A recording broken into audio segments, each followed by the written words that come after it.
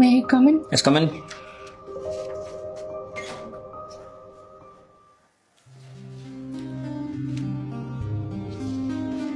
மீனா, நீ தான் job apply பண்ணிருக்கியா? ஏன் ஆளே ஒரு மாதிரி மாறிட்ட?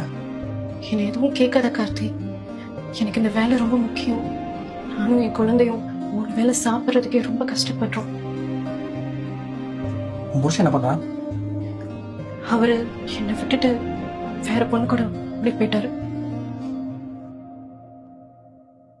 ப்ளீஸ், நீங்க மேனேஜரா இருக்கேன்னு தெரிஞ்சுதான் நான் வந்திருக்கேன். எனக்கு இந்த வேலை வேணும். நான் உனக்கு பண்ண துரோகத்துக்கு நீ என்னை பழி வாங்கிடாத. இந்த வேலை கிடைக்கும் ரொம்ப நம்பி வந்திருக்கேன். கைவிட்டுடாத கார்த்தி, ப்ளீஸ். இதே மாதிரி உங்ககிட்ட கெஞ்சிட்டு நான் வந்து நிற்கும் போது நீ என்ன சொன்னது ஞாபகம் இருக்கா? கார்த்திக், நம்ம பிரிஞ்சிடலாம். எங்க வீட்டுல அலைன்ஸ் பார்த்துட்டாங்க. என்ன மீனா லூஸ் மாதிரி பேசிட்டு இருக்க? நம்ம 2 பேரும் 5 வருஷமா லவ் பண்ணிட்டு இருக்கோம். இப்போ திடீர்னு இப்படி சொன்னா அதுக்கு என்ன என்ன பண்ண சொல்ற? நீயும் வேலைக்கு போறேன்னு சொல்லிட்டு இந்த கேவலமான குப்பாடுற வேலையை போய் பார்த்துட்டு இருக்க.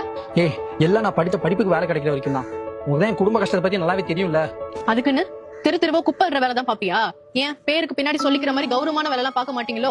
உலகத்துல எவ்வளவோ வேலை இருந்தோ எதுக்கு இந்த கேவலமான குப்பாடுற வேலையை பார்த்துட்டு இருக்க?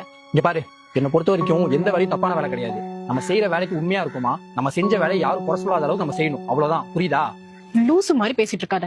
என்னால குப்பாடுறவனை லவ்வும் பண்ண முடியாது, கல்யாணமும் பண்ணிக்க முடியாது. போதுமா?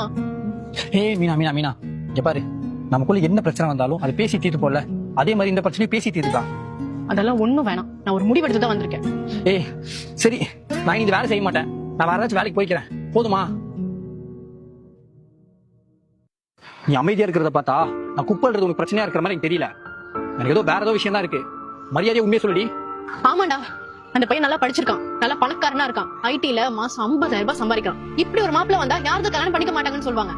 உன்னை லவ் பண்ணி கல்யாணம் பண்ணிக்கிட்டு 2-3 தெருவுல குப்பை அள்ளி கஷ்டப்படுறதை விட அவனை கல்யாணம் பண்ணிக்கிட்டு 2-3 வீட்டுக்கு சொந்தக்காரியா இருந்துருவேன். போதுமா? என்ன மறந்துரு. அப்ப நம்ம லவ், உன் லவ் தூக்கி குப்பையில போடு.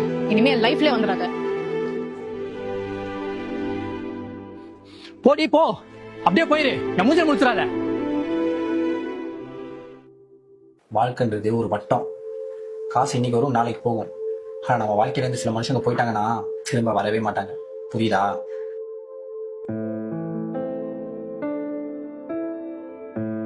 சரி, நான் கிளம்புறேன். ஒரு நிமிஷம். வெளியே என்னோட பிஏ இருப்பாரு, அவர்கிட்ட அப்பாயின்மெண்ட் லெட்டர் வாங்கிக்க. நெக்ஸ்ட் வீக்ல ஜாப்ல ஜாயின் பண்ணிக்க. ரொம்ப தேங்க்ஸ் கார்த்திக்.